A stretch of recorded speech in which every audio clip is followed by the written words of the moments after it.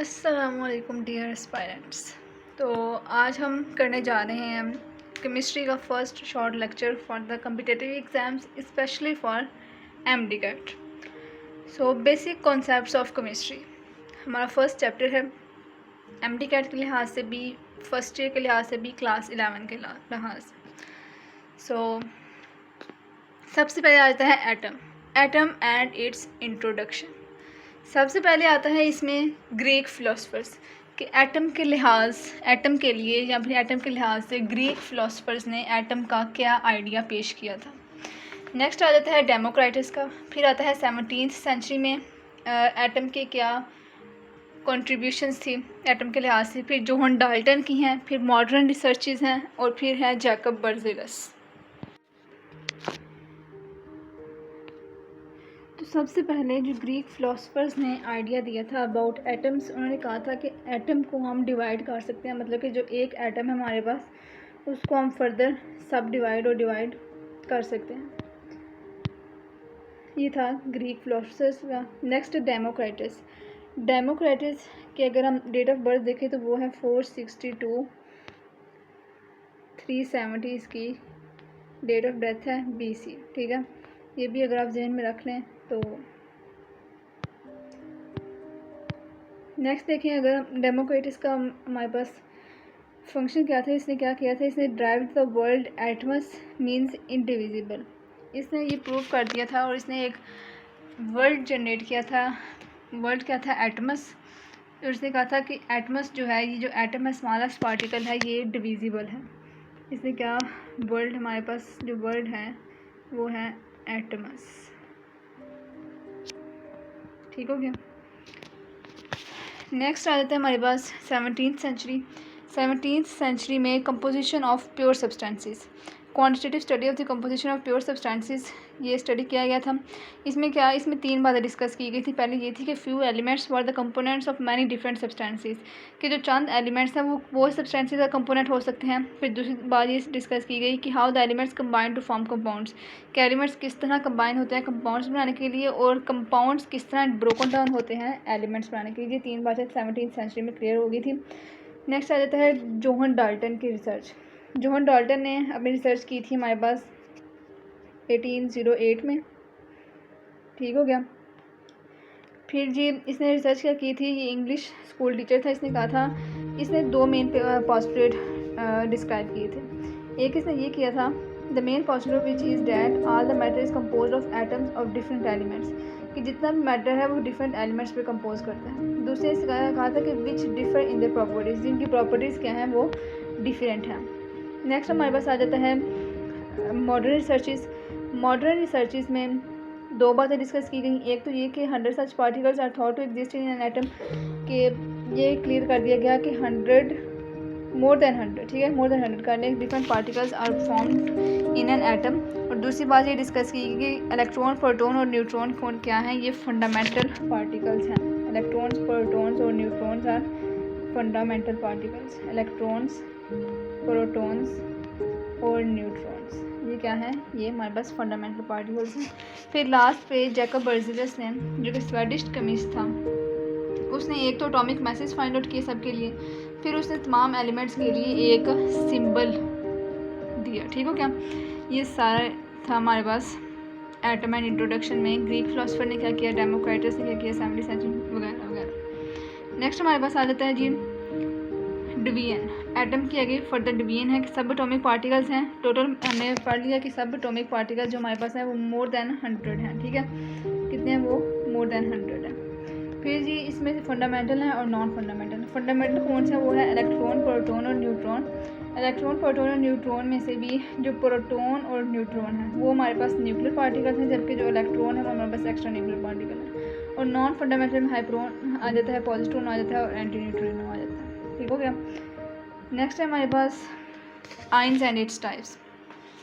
Ions and its types करने से पहले आप ये भी जहन में रखें कि जो एटम का एक्स स्टडी से जो हमें डायमीटर मिला है वो 0.2 नैनोमीटर है। जो इसका एटम रेंज साइज़ है वो 10-27 से 10-25 है। और 1 AMU 1.661 वाले 10⁻⁻27 होता है। ये चीज़ें अगर हम इधर नोट डाउन भी कर लें, इधर जगह है, सो इधर हम नोट डाउन करते हैं। हमने कहा कि जो इसका डायमीटर है वो 0.2 नैनोमीटर है। ठीक हो गया। फिर जो इसका साइज़ है वो रेंज करता है 10-27 से 10-24 तक। ठीक हो गया, 24 kg तक। आगे 1 AMU की वैल्यू है वो सारा हमने आगे डिस्कस करना है। नेक्स्ट है ions and its types. Ions and its types में क्या आता है, आइंस की दो टाइप्स हमारे पास। आइंस तो पहले हम वो कहते हैं कि एदर कौन सी भी स्पीशी हो उस पर पॉजिटिव हो या फिर नेगेटिव चार्ज हो तो हम उसको आइन कहते हैं।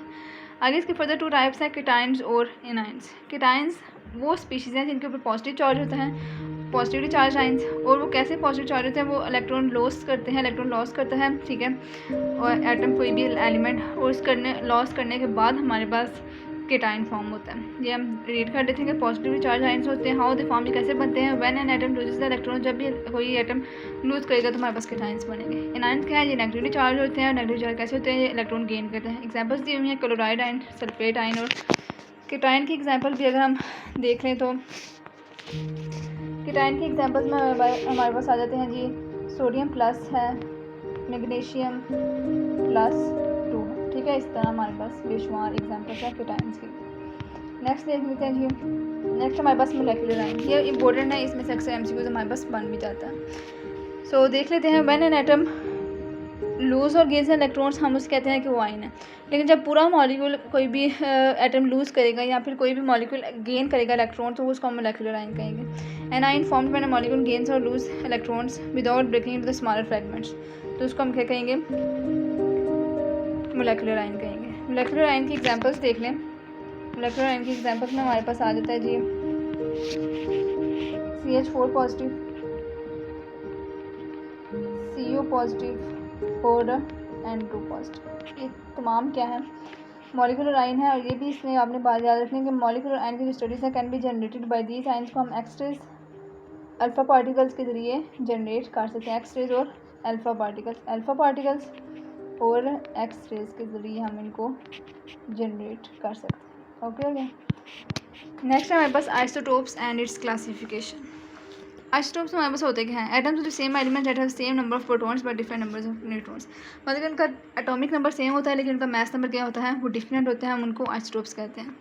आइसोटोप्स टोटल हमारे पास हैं 580, जिनमें से 300 जो हैं वो रेडियो एक्टिव आइसोटोप्स हैं, मतलब कि आर्टिफिशियल आइसोटोप्स हैं, जिनमें से नेचुरल कितने हैं 280। इन नेचुरल में से भी हमारे पास जो अनस्टेबल हैं वो 40 हैं और जो स्टेबल हैं वो 240 हैं। टोटल नेचुरल हमारे पास कितने हैं 280। इन 280 में से हमारे पास 126 जो आइसोटोप्स हैं वो हमारे पास ऑड हैं और जो 154 है वो हमारे पास with even atomic number and even mass number है। अब ये मुख्तलिफ आइसोटोप्स हैं जिनमें से मोनो आइसोटोपिक्स हैं, डाई आइसोटोपिक, ट्राई आइसोटोपिक। अब देख लेते हैं हम कि कौन कौन से मोनो आइसोटोपिक हैं और बाकी कौन से हैं। अब याद रखना है कि जो मोनो आइसोटोपिक हैं वो हमारे पास कौन कौन से हैं, फ्लोरीन है, आयोडीन है, गोल्ड है, सोडियम है और आर्सेनिक है। फ्लोरीन, आयोडीन, गोल्ड, आर्सेनिक और सोडियम। इसी तरह इसके बाद हम याद रख सकते हैं कि हमारे पास 6 आइसोटोप्स किसके हैं, कैडमियम और प्लाडियम के हैं। और सबसे ज़्यादा आइसोटोप्स किसके हैं, वो हैं सिल्वर के।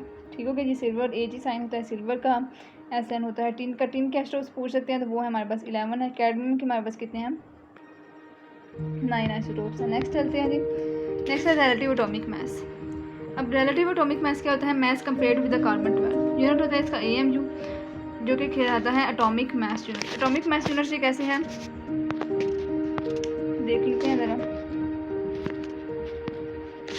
ये देखिए, एटॉमिक मास यूनिट।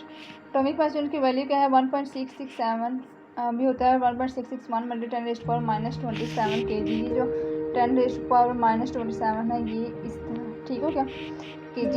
अब इसको हम अगर ग्राम में करना चाहिए तो वो हमारे पास फिर क्या होगी, ठीक है, वो हो जाएगी हमारे पास -24 ग्राम। ठीक हो गया। नेक्स्ट हमारे पास 1/12 of the mass of the carbon 12 को हम क्या कहते हैं, AMU की डेफिनेशन है ये वाली हमारे पास डेफिनेशन है, ये हमारे पास रिलेटिव एटॉमिक मास की है। जो ये वाली डेफिनेशन है वो हमारे पास AMU की है। नेक्स्ट चलते हैं जी।